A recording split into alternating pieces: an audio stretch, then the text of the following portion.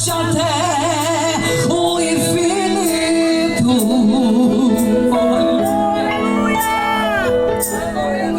Ganha a luta sem lutar, vence a luta e faz cansar o inimigo.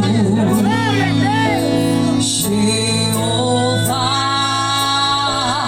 Deus de vida e de vitória,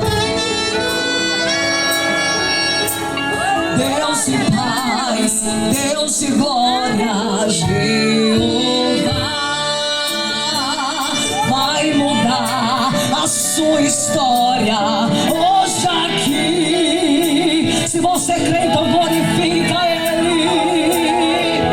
Quando Deus quer fazer, ninguém pode parar. Quando manda mensagem, faz profeta entregar, faz a nuvem descer, faz a água subir. E se Ele sopra, faz inferno explodir. Ele sempre resolve sem ter reunião. Pega o homem sem Deus e derrama a unção. O seu braço é capaz de parar o trovão.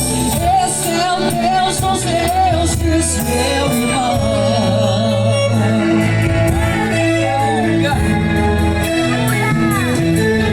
Ele faz o que Ele quer, soberano e forte até o infinito. Aleluia.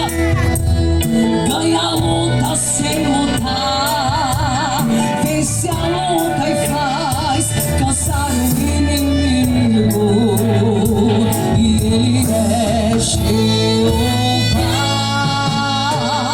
Deus de vida e de vitória. Jeová,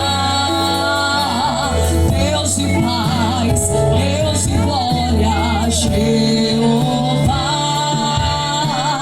vai mudar a sua história hoje aqui. Oh, aleluia! Quando Deus quer fazer, ninguém pode parar. Quando manda mensagem, faz profeta entregar, faz a nuvem descer, faz a água subir. E se Ele soltar, faz inferno explodir. Ele sempre resolve sem ter união. Pega o homem sem Deus e derrama a unção. O seu braço é capaz de parar o trovão. Esse é o Deus dos deuses. Quando Deus quer fazer, ninguém pode parar. Oh, aleluia! Ah, meus irmãos, não olhe para a cantora, não.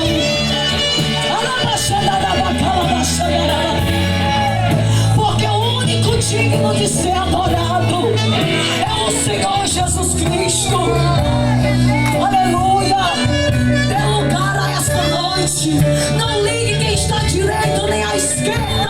Só adore ao Senhor.